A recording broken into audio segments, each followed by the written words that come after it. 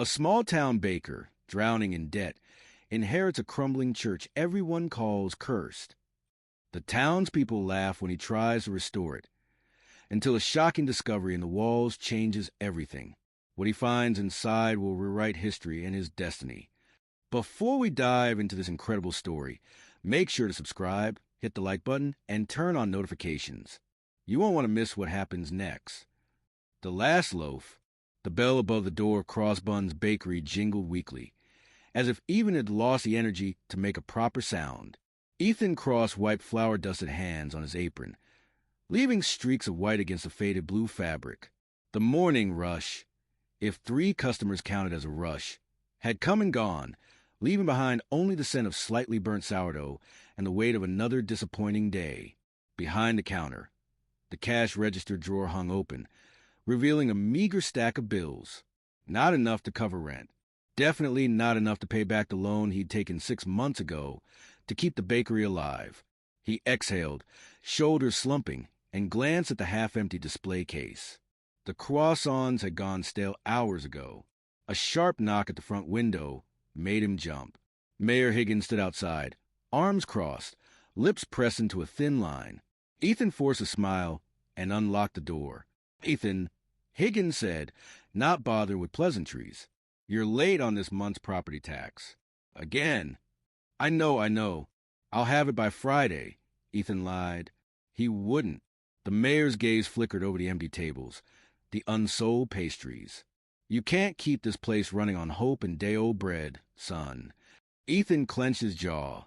He'd heard it all before, from the bank, from his brother, from the few remaining locals who still bothered to stop by. Maybe you should have stayed in law school. Maybe you should have listened. Higgins sighed, softening slightly. "Look, I'm not the villain here, but the town's struggling too. If you can't pay, the council's going to have to." "Yeah, I get it."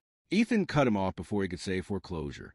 The mayor hesitated, then nodded and walked away, leaving Ethan alone with the silence of his failing dream. The oven timer beeped, pulling him from his thoughts. He yanked open the door, and a wave of heat hit his face. The sourdough loaves inside were darker than they should have been. Edges singed, tops cracked like dry earth. Another batch ruined. He cursed under his breath and pulled them out. Maybe he could salvage them. Maybe he could. His phone buzzed in his pocket. Mark. Again. Ethan considered ignoring it, but he knew his brother wouldn't stop calling until he answered. "You gonna pick up, or do I have to drive down there and drag you out of that dying bakery myself?" Mark's voice was sharp, impatient.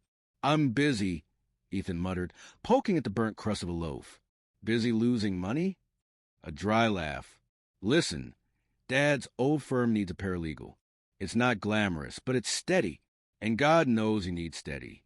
Ethan's grip tightened on the phone. "I'm not giving up on this." "You're not giving up, you're waking up. This isn't working, Ethan. When are you going to accept that?" "When the last customer stopped coming. When the bank finally changed the locks. When there was nothing left to fight for. But not yet.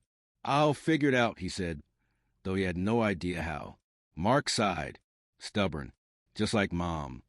The word stung. Ethan swallowed hard. "I've got to go." He hung up before his brother could respond and tossed the phone onto the counter. The bakery was quiet again, the only sound a faint hum of the refrigerator. Then the bell chimed once more. Ethan turned, expecting another pitying glance from a neighbor or maybe Higgins returning to twist a knife. But instead, a stranger stood in the doorway, an older man in a pressed suit, holding a thick envelope. "Ethan Cross?" the man asked. "Yeah." The stranger extended the envelope. "I'm Robert Vassar, from Hartwell and Graves Law. I've been trying to reach you. You've inherited a property." Ethan blinked. "What?" "Your late uncle, Father James Cross, has left you St. Ignatius Church in his will." The name meant nothing to him. His uncle had been a shadowy figure, a man his parents rarely spoke of, a priest who'd lived and died in near isolation. "Why me?" Ethan asked. Vassar shrugged. "You're his only living relative. The church is, well, it's seen better days. But it's yours." Ethan took the envelope, fingers brushing against the thick paper inside. Deeds. legal documents, a chance, or a curse, because nothing in Cedar Hollow ever came easy. That night, under a sky heavy with unshed rain, Ethan stood in front of St. Ignatius for the first time. The church loomed against the darkness, its once grand stone walls now cracked and choked with ivy. The stained glass windows were shattered in places, leaving jagged teeth of colored glass. The townspeople called it haunted, cursed, a relic of a past no one wanted to remember. Ethan's boots crunched over broken gravel as he approached the towering oak doors. The key the lawyer had given him turned with a groan, the lock protesting after years of disuse. Inside, the air was thick with dust and the scent of old wood. Moonlight streamed through the broken windows, casting fractured patterns across the pews. Then a gust of wind.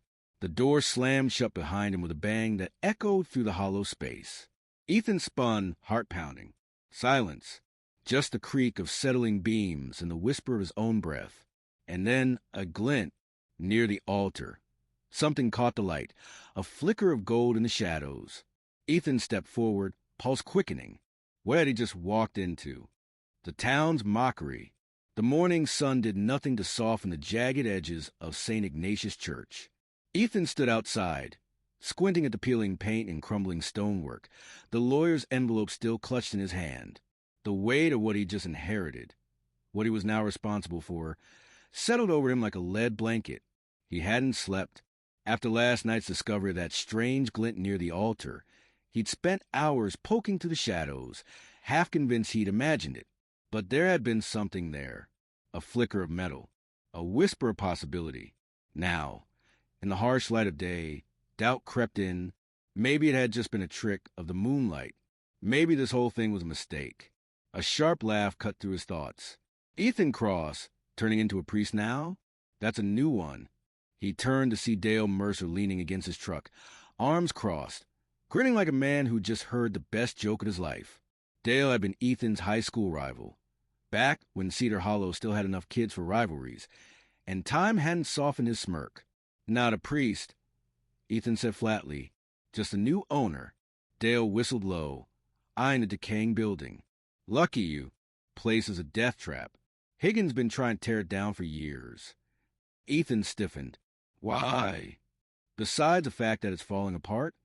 Dale shrugged. Land's worth something. Or it will be, once the highway expansion goes through.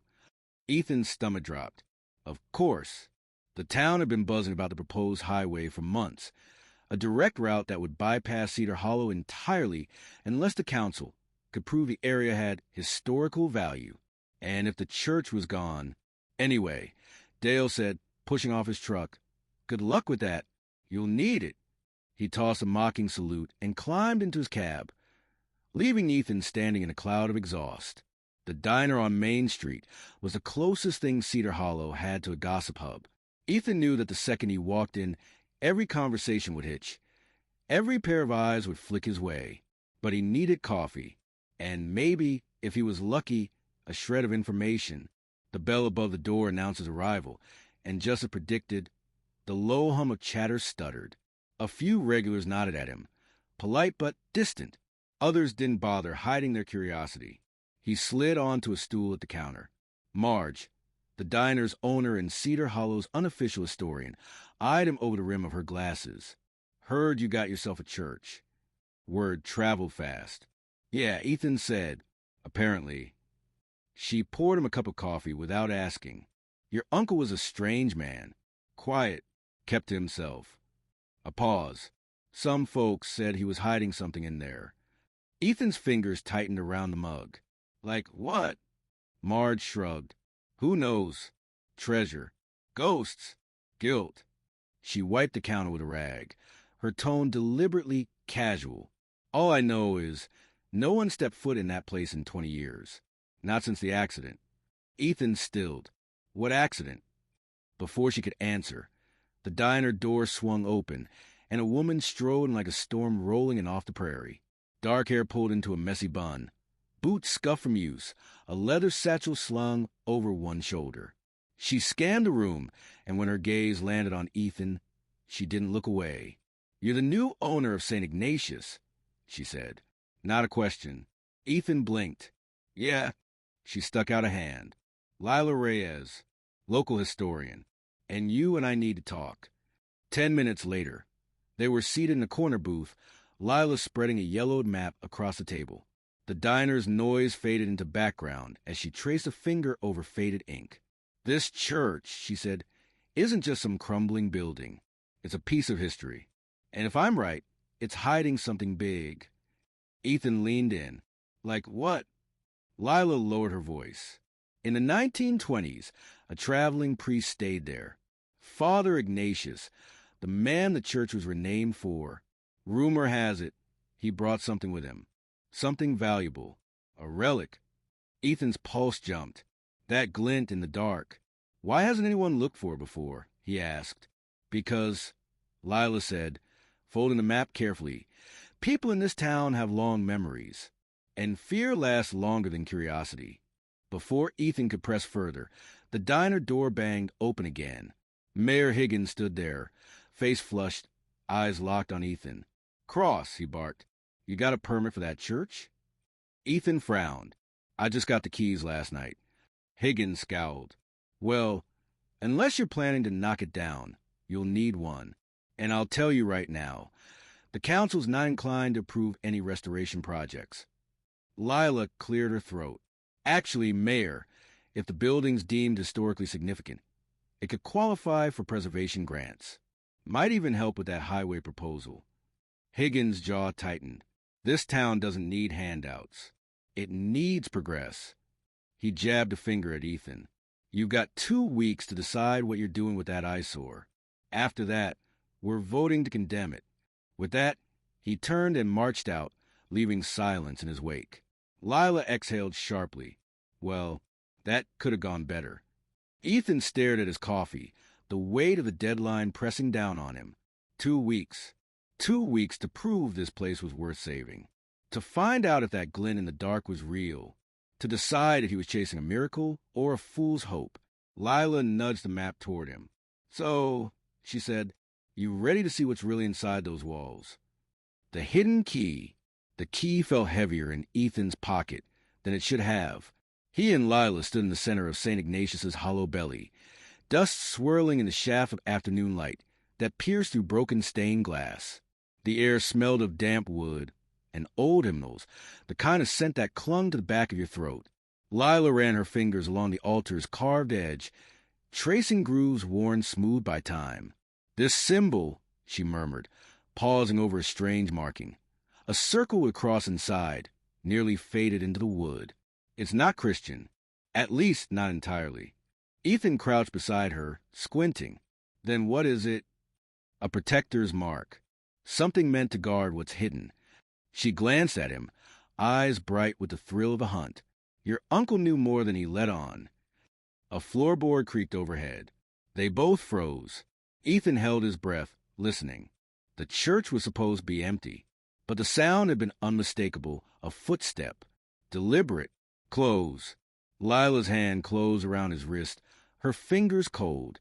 We're not alone, she whispered. Ethan's pulse hammered against his ribs. He thought of Dale's smirk, of Mayor Higgins' threats. Had someone followed them? Or had they been watching the church long before Ethan inherited it? Another creak. Closer this time. Lila jerked her chin toward a narrow door near the sacristy. The same one the key in Ethan's pocket was meant to open. There. Now. They moved quickly, footsteps muffled by years of dust. The door was older than the rest of the church. Its iron hinges rusted shut. Ethan fumbled with the key, hands shaking as the noises above grew louder. The lock turned with a groan. The door opened onto a set of stone stairs descending into darkness. The air that rushed up was cold, carrying a scent like wet earth and something sharper, metallic, almost like old coins. Lila pulled a flashlight from her satchel. The beam cut to black, revealing steps worn smooth by time. You first, she said. Ethan hesitated. Every instinct screamed at him to turn back, to bolt for the exit. But the footsteps upstairs were moving faster now. Whoever was up there wasn't leaving. He took the first step. The basement was a cavern of shadows, the flashlight's beam bouncing off stone walls lined with crumbling shelves. Jars of murky liquid gathered dust, their contents unidentifiable in the dim light. At the far end stood a wrought iron gate, its bars twisted into intricate spirals. Lila sucked in a breath. That's not original to the church. That's old. Ethan reached for the gate.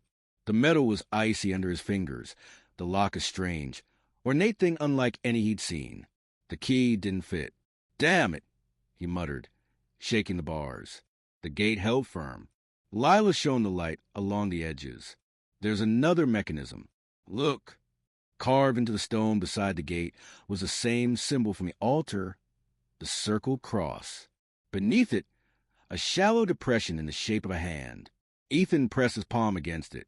Nothing. Wait. Lila rummaged in her bag, pulling out the parchment they'd found in the wall. Guardian of the Sacred Heart, she read. Maybe it's not about your hand. She folded the parchment and slid it into the depression. For a heartbeat, nothing happened. Then a click. The gate swung open with a whisper of rusted metal. Beyond it lay a small chamber, its walls lined with lead plates etched in Latin. And in the center, on a stone pedestal, sat a wooden box no larger than a loaf of bread. Ethan's throat went dry. Lila stepped forward, her flashlight trembling slightly. That's it, she breathed. That's the relic. A crash echoed from upstairs. The intruder was getting closer. Ethan lunged for the box. The moment his fingers touched the wood, a voice rang out from the stairwell, deep, rough, and furious. Put it down, Cross. That doesn't belong to you. Ethan spun. Dale Mercer stood at the foot of the stairs, a pistol glinting in his hand. The Guardian's secret. The gun in Dale's hand didn't waver. The dim basement light glinted off the barrel, casting fractured reflections across the ancient stone walls. Ethan's fingers tightened around the wooden box, its surface rough against his palms. You don't even know what you're holding, do you? Dale took a step forward, his boots scraping against the dusty floor. Lila shifted beside Ethan, her voice low but steady. That's far enough, Mercer. Dale barked out a laugh. Or what? You gonna throw a history book at me? His gaze flicked to the box. Put it down. Slowly. Ethan's mind raced.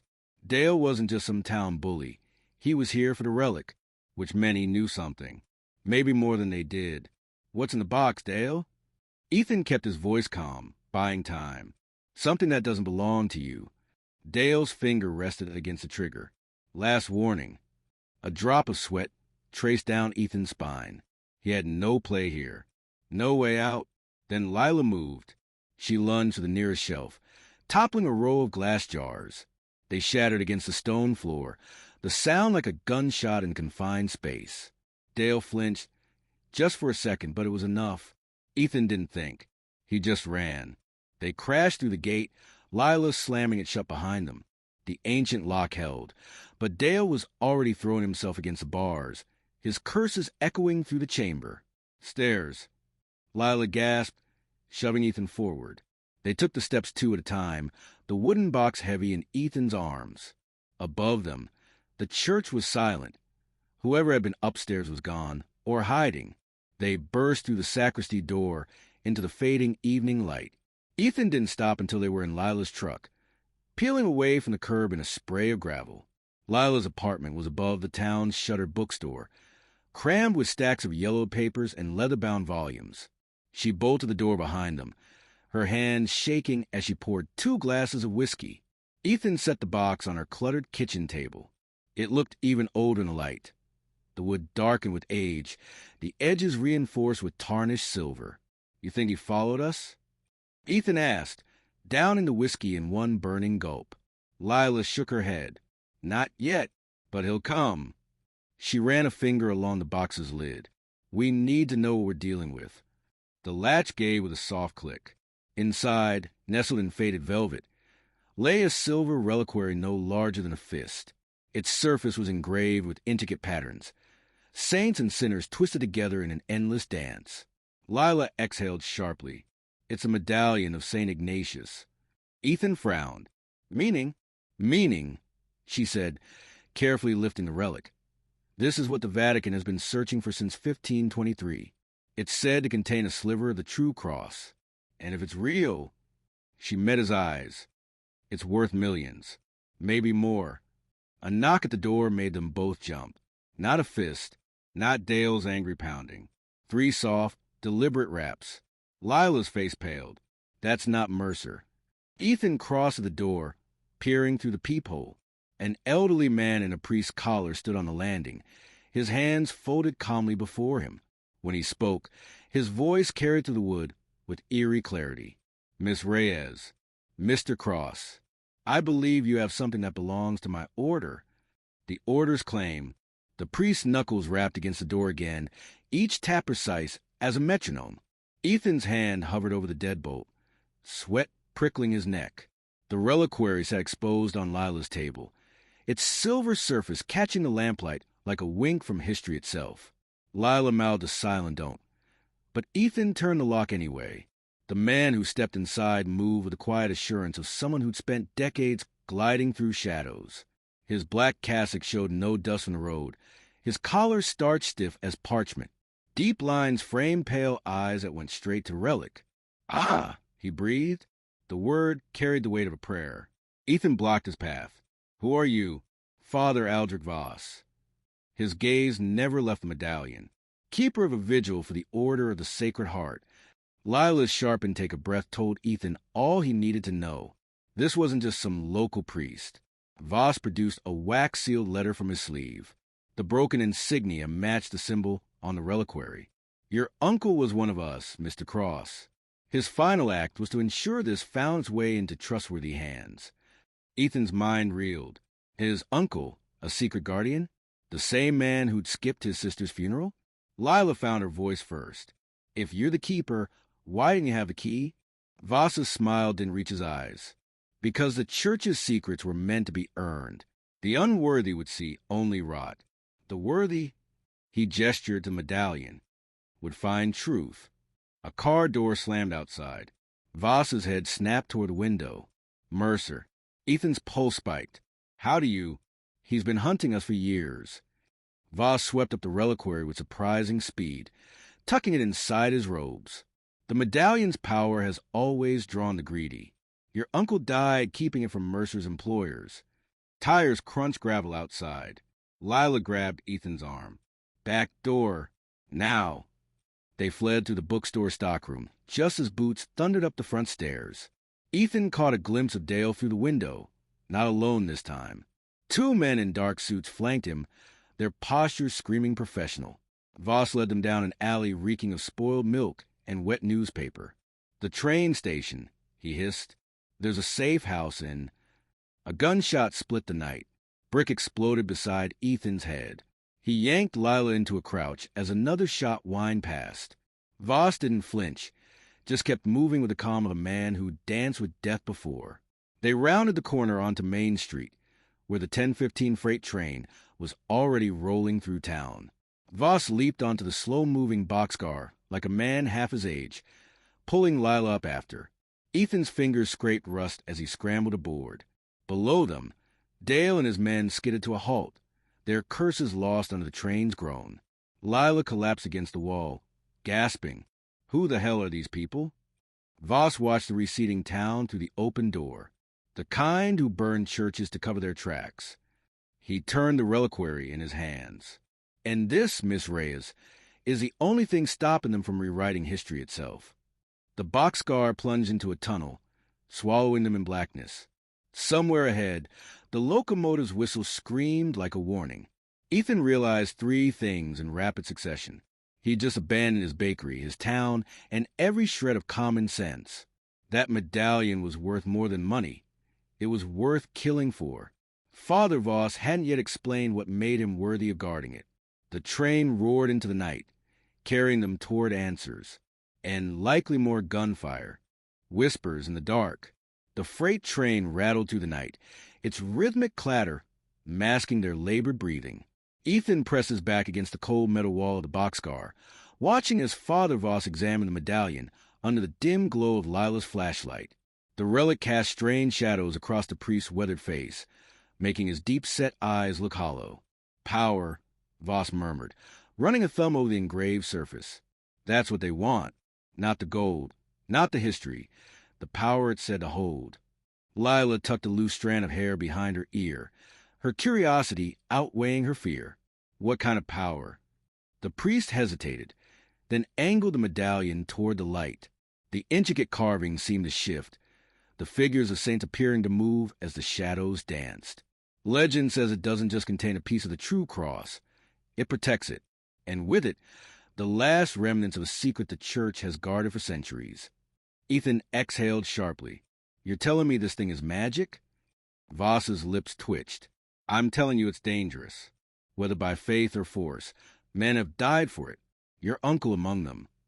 The train lurched, sending a crate sliding across the floor. Outside, the landscape blurred into darkness, broken only by the occasional flicker of distant farmhouse lights. They were heading east, away from Cedar Hollow, but toward what Ethan wasn't sure. Lila leaned forward. So who are these people chasing us? Collectors? Criminals? Worse. Voss tucked the medallion back into his robes. Believers. The kind who think relics like this should be used, not preserved.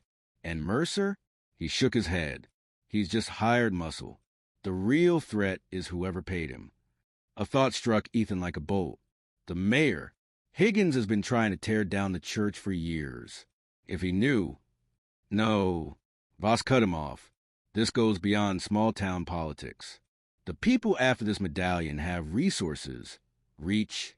They wouldn't bother with a man like Higgins unless he got in their way. Silence settled over them, thick with unspoken questions.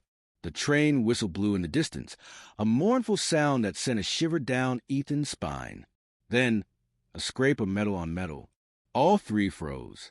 The sound came from the roof. Slow, deliberate, footsteps. Voss moved first, extinguishing the flashlight with a click. Darkness swallowed them whole. Ethan's pulse roared in his ears as the footsteps crept closer, stopping directly overhead. Lila's fingers found his wrist in the dark, her grip tight. A beam of light speared the boxcar ceiling, a flashlight probing through a ventilation gap. It swept across the floor, missing Ethan's boot by inches. Voss pressed a finger to his lips, then pointed toward the far door. They crept forward, stepping carefully over debris. The footsteps followed, keeping pace. Ethan's hand closed around a rusted metal bar, part of a broken pallet. He hefted it, the weight solid in his grip. If they were cornered, he wouldn't go down without a fight. The light disappeared. For a heartbeat, there was only the rumble of the train. Then, a deafening bang. The roof dented inward as something heavy slammed onto it. Dust rained down as the metal groaned under the weight. They're coming in, Lila breathed. Voss yanked open the boxcar door. Wind screamed into compartment, carrying the scent of rain and diesel. The ground blurred past, a deadly rush of gravel and ties. Jump! Ethan shouted over the noise. We'll break our necks. Better than a bullet. Voss shot back. The roof buckled with a screech of tearing metal. A booted foot kicked through the ventilation gap, widening it. No time left. Lila went first, launching herself into the night. Ethan hesitated just long enough to see a gloved hand reach through the hole in the roof. Then he leaped after her. The impact knocked the breath from his lungs. He tumbled across wet grass, the world spinning, until he slammed into the base of a signal tower. Pain flared through his ribs, but he forced himself up, searching the darkness. Lila, here. Her voice came from his left. She was already on her feet, pulling Voss up from where he'd landed nearby. The priest clutched his side, but the medallion was still secure in his robes. Above them, the train roared on, their pursuers trapped aboard. For now, Ethan scanned their surroundings. They jumped near a rail yard, its maze of tracks and warehouses offering temporary cover. But the lights of a small town glowed in the distance. Shelter, safety, maybe answers. Voss followed his gaze. We need to keep moving. They'll double back. Lila wiped blood from a cut on her cheek. Where? The priest's eyes locked onto the town's church steeple, visible against the night sky. Somewhere they won't expect us to go. Ethan didn't like the way he said it, like it wasn't a choice, but a destiny. The first drops of rain began to fall as they started toward the lights, the medallion's weight unseen but felt between them. Somewhere behind, an engine revved to life. The hunt wasn't over. Sanctuary's price. Rain sheeted across the abandoned rail yard, turning the gravel into a slurry of mud and loose stones. Ethan's shoes sank with every step, the cold water seeping through the seams. Ahead, the church steeple loomed against the stormlit sky, its cross barely visible through the downpour. Lila gripped his arm as they stumbled over uneven ground. "You sure about this?" Her breath came in white puffs. Father Voss didn't slow. St. Michael's is a sister parish. If we're lucky. A gunshot cracked through the night. The bullet sparked off the tracks to their left. Ethan whirled, spotting two figures sprinting from an idling SUV near the freight office. The train hadn't taken their pursuers far enough. "Run." Voss shoved them toward a chain-link fence. They scrambled over, the metal rattling like a war drum. Ethan's jacket caught on the barbed wire, tearing as he yanked free. Another shot rang out, closer this time. The church's side door stood 20 yards away, an eternity in the open. Lila reached it first, pounding on the weathered wood. "Hello? We need help." The door flew inward. A nun in a soaked habit grabbed Lila's wrist and hauled her inside. Ethan and Voss tumbled after, just as another bullet splintered the doorframe. The nun, Sister Agnes by her name tag, barred the door with surprising strength. "This way. Quickly." She led them through a sacristy cluttered with candle boxes, then down a narrow stairwell. The basement smelled of damp stone and candle wax, its walls lined with wine racks.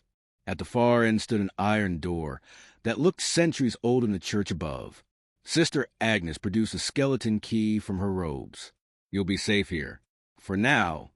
The room beyond was part library, part armory. Ancient tomes shared shelves with revolvers and what looked like grenades from World War II. A single oil lamp cast long shadows across a table, where a chessboard sat mid-game. Voss collapsed into a chair, clutching his side. Dark blood seeped between his fingers. "You're hit." Ethan grabbed a clean altar cloth from a stack and pressed it to the wound. The priest waved him off. "A scratch. The medallion. Right here." Lila pulled it from his robes, its silver surface smeared with blood. "Now will someone tell us what the hell is really going on?" Sister Agnes lit additional lamps. "The medallion of St. Ignatius isn't just a relic. It's a key." "A key to what?" Ethan demanded. The nun and priest exchanged glances. Voss nodded. "To the vault of sacred bones," Sister Agnes said. "A hidden trove containing artifacts the church deemed too dangerous to display. Weapons, texts, things that could..." She trailed off as footsteps echoed upstairs. Too heavy for a nun, too purposeful for rescue. Mercer's voice carried down the stairwell. "Check the confessionals." Sister Agnes moved to a shelf and pulled a specific book, The Lives of the Saints, Volume 12. With a click, a section of the wall swung inward, revealing a tunnel. "Take the medallion to Brother Conrad in Prague," she whispered urgently. "He's the last keeper who..." The basement door exploded inward. Dale Mercer filled the doorway, his gun sweeping the room. Blood dripped from a gash on his forehead, mixing with the rain soaking his clothes. Behind him stood the suited men from earlier, their faces impassive. "Well," Mercer grinned, "looks like we all get to go on a trip." Ethan grabbed the medallion from the table. The moment his skin touched silver, the room seemed to bend. The lantern flame stretched unnaturally long. Mercer's shout came slow and distorted, like a record played at the wrong speed. Lila's eyes locked onto his, wide with realization. "Ethan, your hands." He looked down. The medallion was glowing. Then the world went white. The keeper's vision. The light swallowed everything, sound, space, time itself. Ethan felt weightless, untethered from the world, as if his body had dissolved into medallion's glow. Then, with a jolt that knocked the breath from his lungs, solid ground formed beneath his feet again. He gasped, doubling over as the world snapped back into focus. The basement was gone.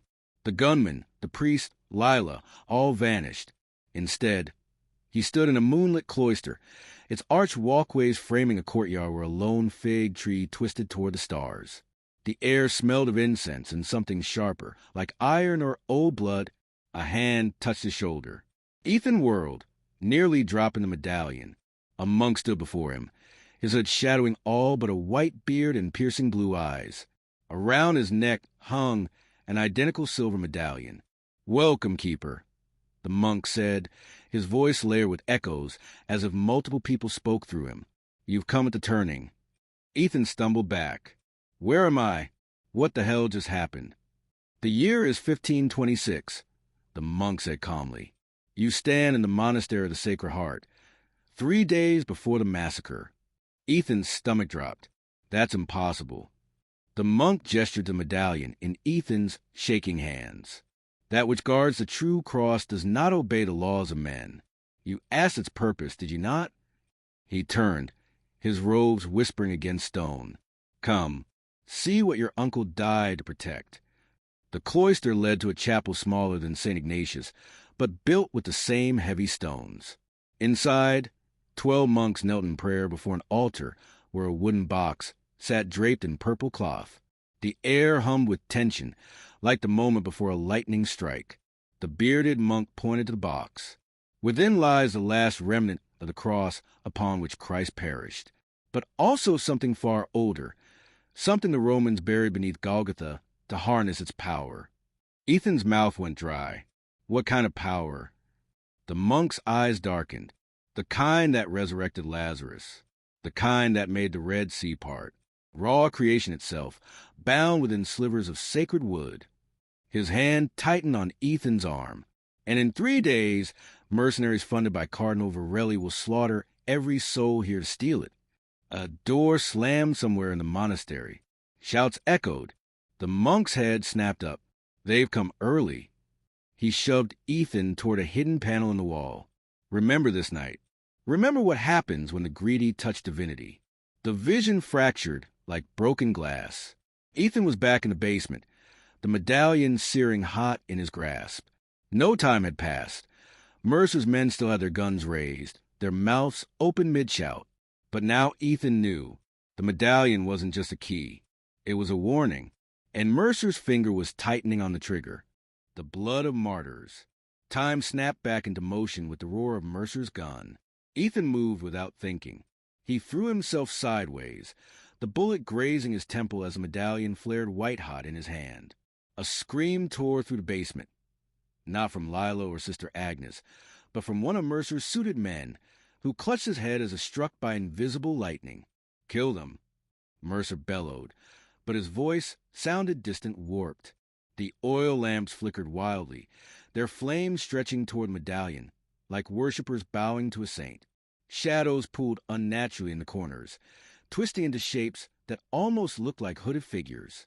Father Voss staggered to his feet, his bloody fingers making the sign of the cross. "It's awakening," he breathed. Lila grabbed Ethan's arm. "What did you do?" Before he could answer, the wounded suited man lunged. His fingers brushed the medallion and burst into flames. Not ordinary fire. A cold, blue-white inferno that consumed him from the inside out. His shriek cut off as he collapsed into a pile of ash, his revolver clattering to the stone floor. The basement fell deathly silent. Mercer's remaining man backed away, crossing himself. Sorcery. Sister Agnes stepped forward, her voice steady. Judgment. The medallion knows its enemies. Ethan's hand trembled around the relic. The vision of the monastery burned his mind. The monks praying, the approaching killers, the terrible secret beneath Golgotha. He understood now why his uncle died protecting this. Understood why men would kill for it. Varelli, Ethan gasped, locking eyes with Voss. The cardinal who ordered the massacre, who's his modern counterpart? Recognition flashed across the priest's face. Archbishop Dusan, he whispered. He heads the Vatican's relic acquisition office. He's been... A bullet tore through Voss's throat.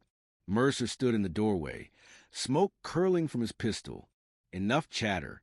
Lila dove for the dead man's gun. Mercer fired again. The shot went wide as Sister Agnes threw a vial of holy water that shattered against his wrist.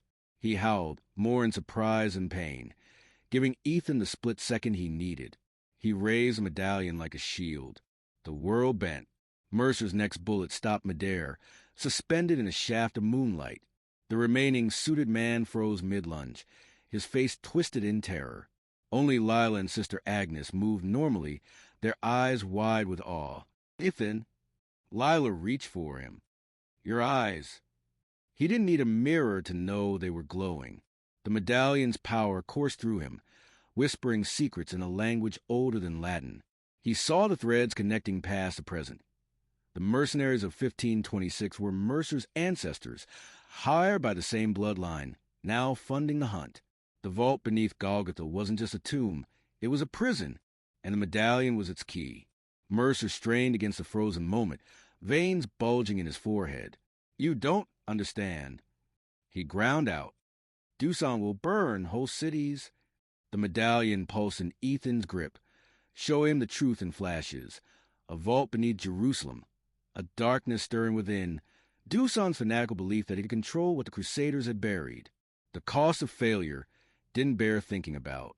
Sister Agnes pressed a hand to Voss's still warm forehead. He's gone, but his mission isn't. She nodded to the tunnel. Go.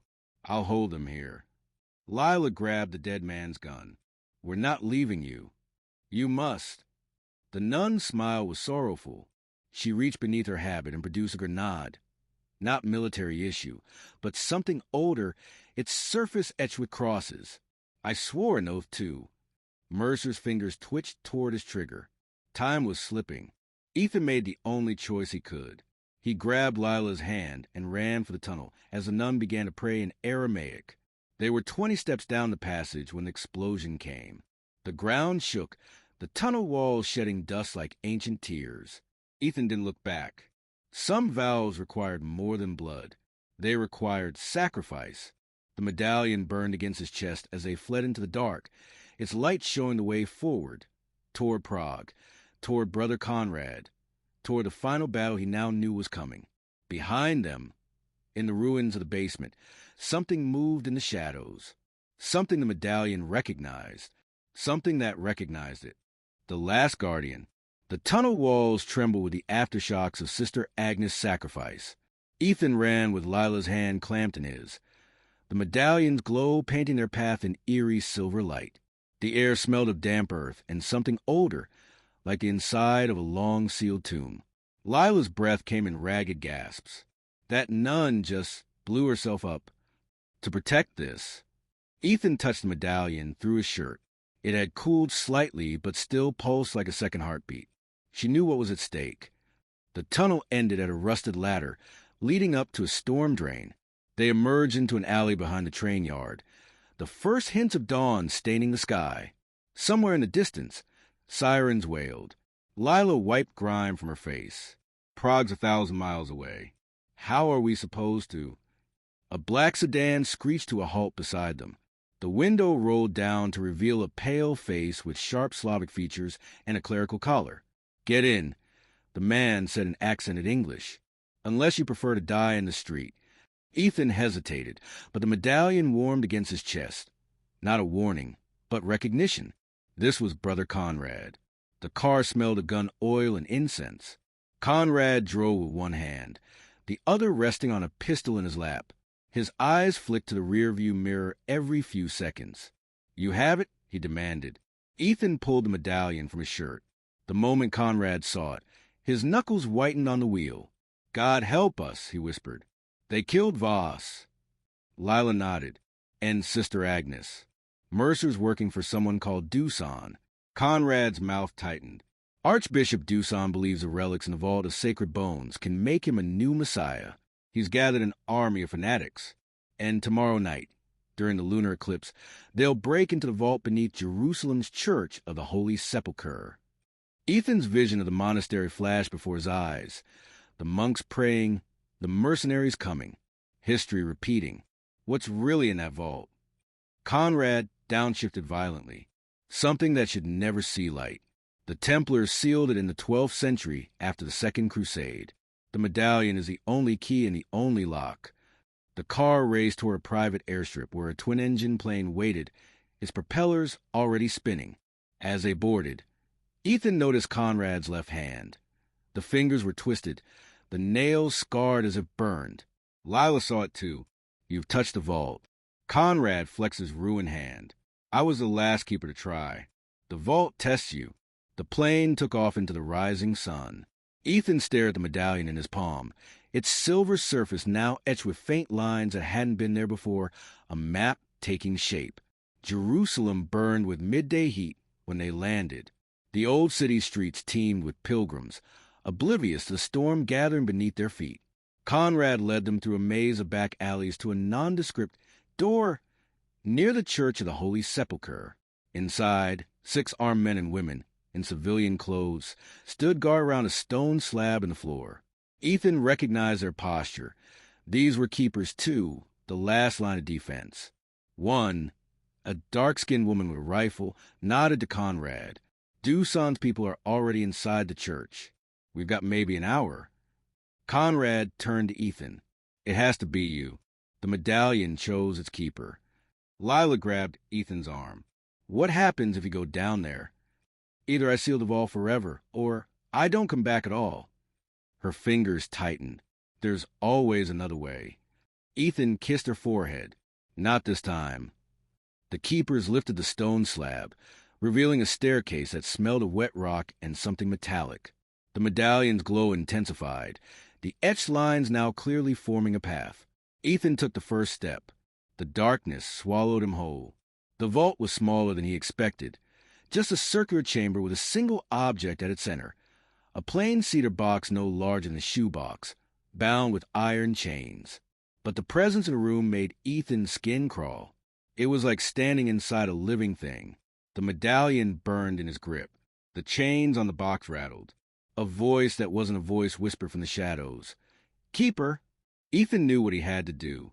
He pressed the medallion against the box's lid. Light exploded. The chains shattered. The box opened. And for one terrible, beautiful moment, Ethan saw what lay inside. Then the medallion changed, its silver surface flowing like liquid to seal the vault forever. The last thing he heard was Conrad shout from above and Lila screaming his name. Before silence, before peace, before the end. Epilogue. The news called a miracle. A gas explosion at the Church of the Holy Sepulchre that somehow left the structure intact. Archbishop Doosan perished in the blast, along with 23 unidentified individuals. Lila Reyes stands at the edge of the crowd, watching workers repair the damaged floor. She wears a silver pendant now, a copy of the medallion, fashioned from melted-down church candlesticks. Somewhere beneath her feet, Ethan Cross keeps his vigil, and in the shadows, Brother Conrad watches over them both. The end. This story had me on the edge of my seat until the very last word. Did you predict that ending? Let me know your thoughts in the comments. And if you want more gripping tales like this, smash that subscribe button and turn on notifications. Until next time, keep chasing your own adventures